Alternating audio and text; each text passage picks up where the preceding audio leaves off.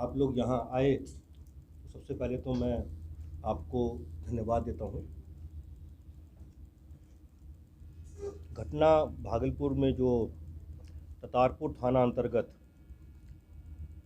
कजवाली चक मोहल्ले में कल रात 11:30 बजे के आसपास की घटना है।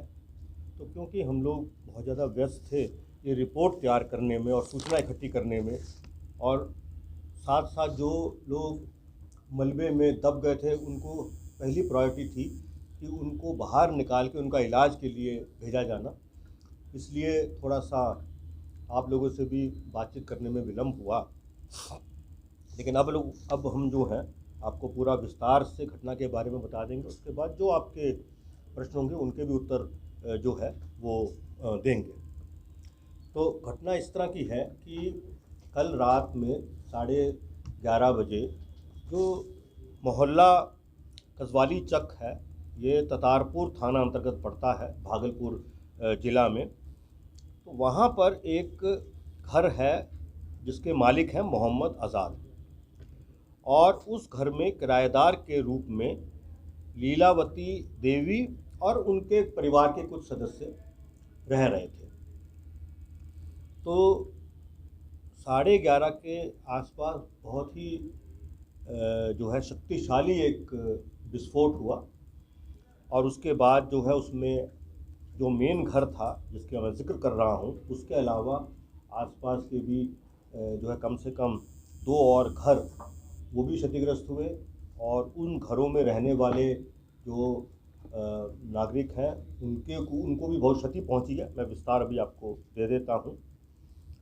और घटना की सूचना मिलते ही सारे के सारे जो पुलिस प्रशासन के लोग हैं, जिला प्रशासन के लोग हैं, डिस्ट्रिक्ट मजिस्ट्रेट साहब हैं, एसएसपी साहब हैं, डीआईजी साहब हैं, हमारी डॉग स्क्वाड की टीम, हमारी एफएसएल की टीम, वो अर्ली आवर्स ऑफ मॉर्निंग में वहाँ पहुँच गई थी, और उसका बहुत बारीकी से वो जांच उन्होंने की, और पुनः एक बार जांच करेंगे, क्योंकि अब जो है वो पिछले 8-10 घंटों के अथक प्रयास से मलबा हट गया है। तो एक बार उसको और बहुत गहनतापूर्वक जांच करनी ज़रूरी है कि मलबा जो बाद में पहले जो था हटा हुआ या जितनी जगह थी उसके हिसाब से कुछ वहाँ पर चीज़ें इकट्ठी की गई जो हमारी टीम्स देखती हैं। लेकिन क्योंकि अब जो मलबा है वो ऑलमोस्ट पूरा हटा दिया गया है, उसको एक बार और हमारी टीम जो है वो पुनः बहुत डिटेल में उसको देखेगी, ताकि हम लोग इस पूरे तार्किक निष्कर्ष पे पहुंच सकें कि इसका जो है वो मेन कारण जो है वो क्या है, और ये कहाँ से जो है वो शुरू हुआ, और किस तरह से लोगों को डैमेज हुआ, और कहाँ कहाँ पर जो है वो हमारी स्थानीय पुलिस की कोई कमी रह गई, वो सब बातें मैं आपसे करूँगा।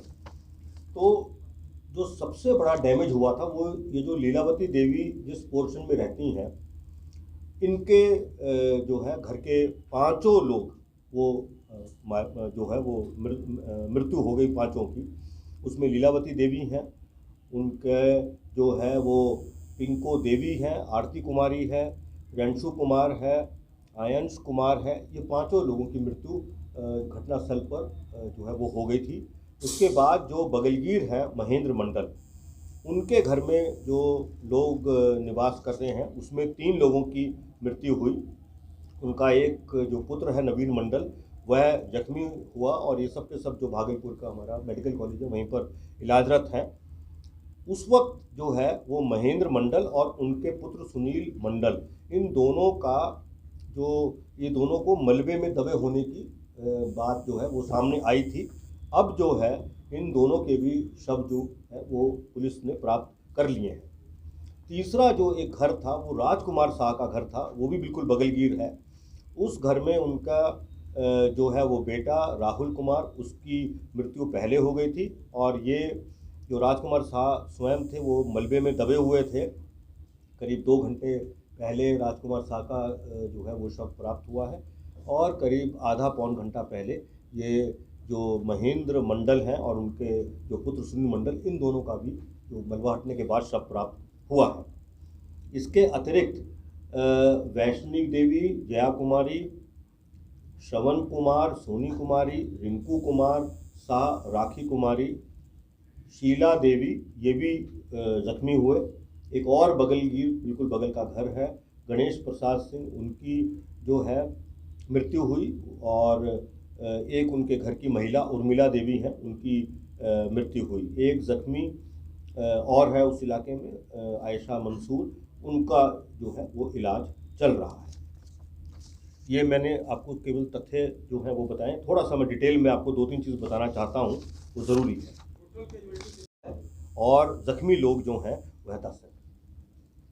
ये लेटेस्ट पोजीशन है जो 10 जख्मी 14 लोगों का, हाँ 14 लोग मृत हैं और जो हैं वो 10 जख्मी हैं। ये अभी कहना मुश्किल है। जो ज़ख्मी लोगों का उनका इलाज चल रहा है और वो बातचीत कर पा रहे हैं, तो अभी ये कहना मुश्किल है कि उनको अंदरूनी या बाहरी कितनी गहरी चोट है। मैं 2-3 चीज़ें आपको और बताना चाहूँगा। एक तो ये कि जो लीलावती देवी जो है ये विडो हैं, और ये जो घर है जिस एक घर में ये घटना घटी है, इस घर की मालकिन जो है वो लीलावती देवी है। लेकिन समय के साथ साथ कालांतर में जो मोहम्मद आज़ाद हैं, इन्होंने वो संपत्ति इनसे खरीद ली, लेकिन इनको किराए पर, इनको और इनके परिवार को किराए पर ही रहने दिया। ये पहले से ही ये पटाखा वगैरह बनाने का काम करती रही है इनका ये परिवार। और मोहम्मद आज़ाद जो हैं वो ग्रिल बनाने का काम करते हैं, जो खिड़कियों पे दरवाज़ों पे ग्रिल लगती है उसका काम जो है वह करते हैं। लेकिन इनके बगल वाला जो मेन घर है एक और महेंद्र मंडल का जो घर है, ये लोग बहुत पहले से पटाखा वगैरह बनाने का काम करते आए हैं। और इसके अंदर 2002 में महेंद्र मंडल का जो भाई है सुरेश मंडल, उसकी मृत्यु हुई थी। एक ऐसा ही शक्तिशाली जो है वो विस्फोट हुआ था 24/10/2002 को। ये विस्फोट जो है उस वर्ष जो दिवाली थी उसके 3 दिन पहले हुआ था। और इस संबंध में ततारपुर थाने का कांड संख्या 705/2002 दिनांक 24/10/2002 को जो है वह दर्ज हुआ था। इस घटना में जो सुरेश मंडल, उनके भाई जो हैं, ये जो महेंद्र मंडल के एक भाई सुरेश मंडल, उनकी मृत्यु हुई थी। बेचनी देवी जो महेंद्र मंडल के एक और भाई हैं सुभाष मंडल, उनकी पत्नी, उनकी मृत्यु हुई थी। और 2 और लोग रवि कुमार राम और शीला देवी, इनकी भी मृत्यु हुई थी। 2003 में पुलिस ने अनुसंधान समाप्त करते हुए अपना फाइनल फॉर्म सबमिट किया था न्यायालय में 2003 में, इन चारों को मृत दिखाते हुए।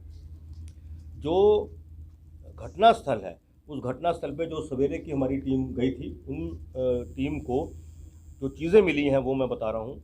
एक तो जो पटाखा बनाने के जो रैपर्स होते हैं, जो पटाखा जब भी बनता है उसके ऊपर रैपर लगाए जाते हैं चमकीले, वो मिले हैं काफ़ी संख्या में। प्लास्टिक की कुछ शीट्स मिली हुई हैं कटी हुई, जिन पर संभवतः वो लोग उनको जोड़ते हैं, असेंबल करते हैं। और काफ़ी बड़ी मात्रा में लूज़ जो बारूद होता है, जो बुनियादी तौर पे कॉम्बिनेशन रहता है अमोनियम नाइट्रेट का और सल्फ़र का, और उसके आगे भी उसमें और भी चीज़ें ऐड की जाती हैं, वो जो है मिला है।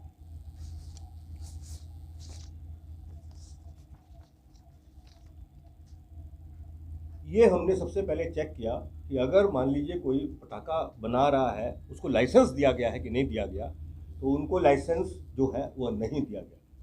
तो लाइसेंस नहीं देने के बावजूद भी अगर ये इस तरह का काम हो रहा है, तो हमारा मानना है ये कमी जो है वहाँ के जो थाना अध्यक्ष हैं, थाने की जो टीम है उसकी है। और इस पर और भी जांच होगी, लेकिन तत्काल जो वहाँ के थाना अध्यक्ष हैं, करतारपुर थाना के इंस्पेक्टर हैं संजय कुमार सुधांशु, उनको प्रथम द्रष्टव्य उनकी लापरवाही और शिथिलता पाने पर उनको निलंबित कर दिया गया है। अब इसके अंदर जो है जो और हमारे पास रिपोर्ट्स आएंगी, हमारी वहाँ पे जो जांच कर रही है, और जो डिस्ट्रिक्ट एडमिनिस्ट्रेशन नहीं, अगर इनपुट रहता कोई इस तरह का, तब तो वो जाके उनको चेक करना ही पड़ता।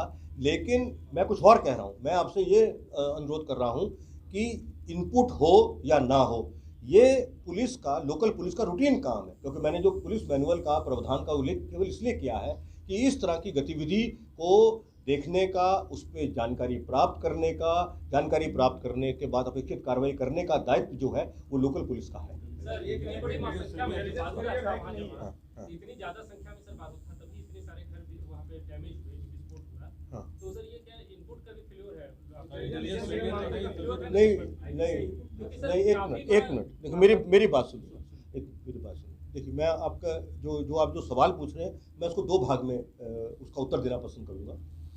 देखिए, इनपुट वर्ड जो हम इस्तेमाल करते हैं वो हम इस्तेमाल करते हैं जो हमारी इंटेलिजेंस एजेंसीज जिस तरीके से काम करती हैं, और वो अपनी सूचना एकत्रित करके 10 तरह की इंफॉर्मेशन को उसको फिर वो डेवलप करती हैं, और डेवलप करने के बाद उसको ऑलमोस्ट जब वो वेरीफिएबल या एक्शनेबल जो है वो लेवल तक पहुंच जाती है तो वो शेयर किया जाता है, उसको हम इनपुट वर्ड बोलते हैं।